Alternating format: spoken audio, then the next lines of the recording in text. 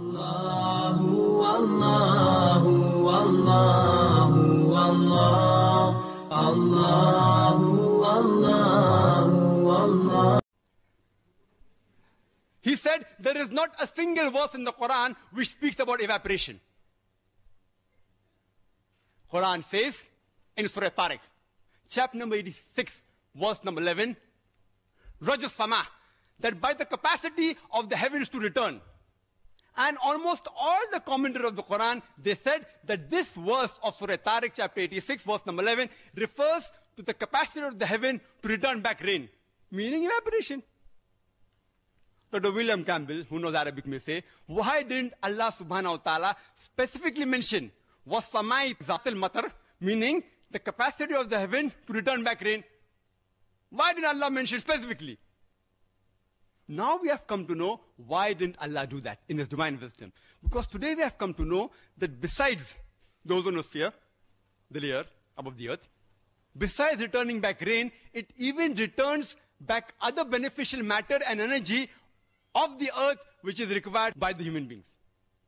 It does not only return back rain, today we have come to know it even returns back waves of telecommunication, of television, of radio, by which we can see TV, we can communicate, we can hear the radio. And besides that, it even returns back the harmful rays of the outer space, back on the other side, and absorbs. For example, the sunlight, the ultraviolet rays of the sunlight is absorbed by the ionosphere. If this was not done, life on the earth would have ceased to exist. So Allah subhanahu wa ta'ala is far superior and far more accurate when it says, Raja Sama, by the capacity of the heaven to return. And the remaining things, as he mentioned, is there in the Quran. You can refer to my video cassette. The Quran described the water cycle in great detail. Regarding what he said about the Bible, he showed stage 1 and stage 3 in the first slide. And the second, stage 1, 3, and then 2. That the rainwater is taken up, he says, and then the rainwater comes down on the earth. This is the philosophy of phase of Miletus in 7th century BC. He thought that the spray of the ocean was picked up by the wind and fell into the interior as rain. There's no cloud mentioned there. In the second quotation Dr. William Campbell gave, first is, according to him, evaporation, which we agree, we don't mind having the concordance approach with the Bible.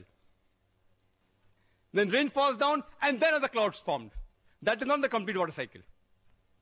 Alhamdulillah, the Quran describes the water cycle in great detail, in several places.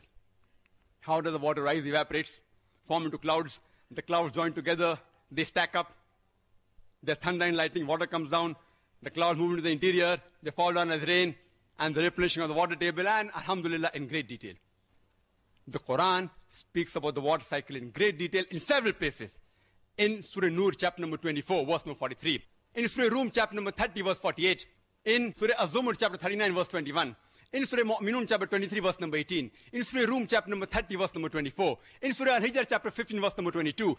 In Surah Araf, chapter number 7, verse number 57. In Surah Ra'd, chapter number 13, verse number 17. In Surah Furqan, chapter 25, verse number 40 and 49.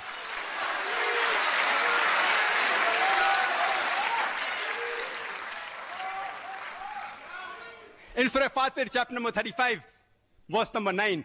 In Surah Yasin, chapter 36, verse number 34. In Surah Jasha, chapter 45, verse number 5. In Surah Qaf, chapter number 50, verse number 9. In Surah Waqia, chapter number 56, verse number 68 and 70. In several places, Surah Mulk, chapter 67, verse number 30, the glorious Quran speaks about the water cycle in great detail.